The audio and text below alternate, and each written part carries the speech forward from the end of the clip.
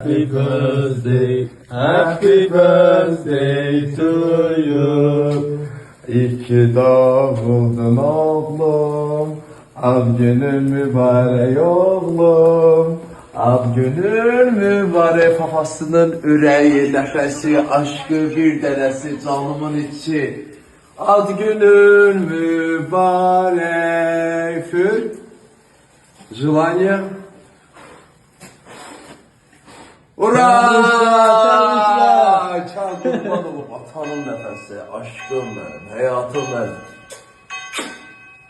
Z dнем рождения, serca moje, şəxsi moje.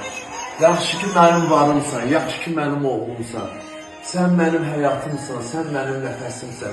Sən mənim gözümün nurusan, canımın içisən. Sən mənim varlığımsan. Sən bilirsən, ata səni o qədər çox istəyir, ata sənin üçün ölər. Sən mənim hər şeyimsən. Və aldığım bu ürəyimdəki nəfəsimsən. Sən bilirsən, sənlə mən fəxr edirəm. Sən mənim dünyamsan. Diskotlu atan yandır, ben şəkildə çəkeyim. Bu papağın sənə hədiyyəsidir. Bu papağın hədiyyəsidir. Aç ki lan bu hədiyyəni, bu hədiyyə sənindir. Bax, atmayın o.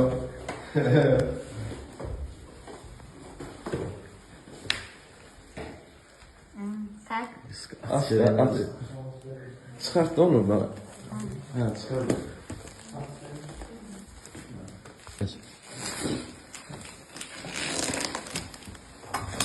Papazanı alır usta.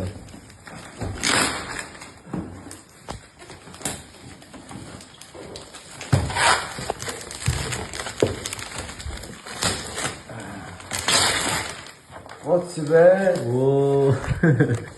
Senin sevdiğin Mutlu. notebook'un, atadan sənə hədiyyə, böyük oğlan olasan, gün o gün olsun sənin 18 yaşın olsun, ata sənə maşın alsın. Yaxşı, babanıza это твой planşet. Hem planşette hem de kompüter. Həm sənin kompüterindür, çox mübarək. Xeyirli Gələ. olsun.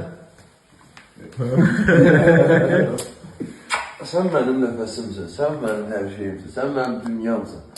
Papa sana qurban olsun. Sən papanın hər şeyisin. Luka, hoşuma geldi. Это Eşli. Mübarektir. Это твоя. Все, doğum günün mübarək, atanız lazım. Поздравляю.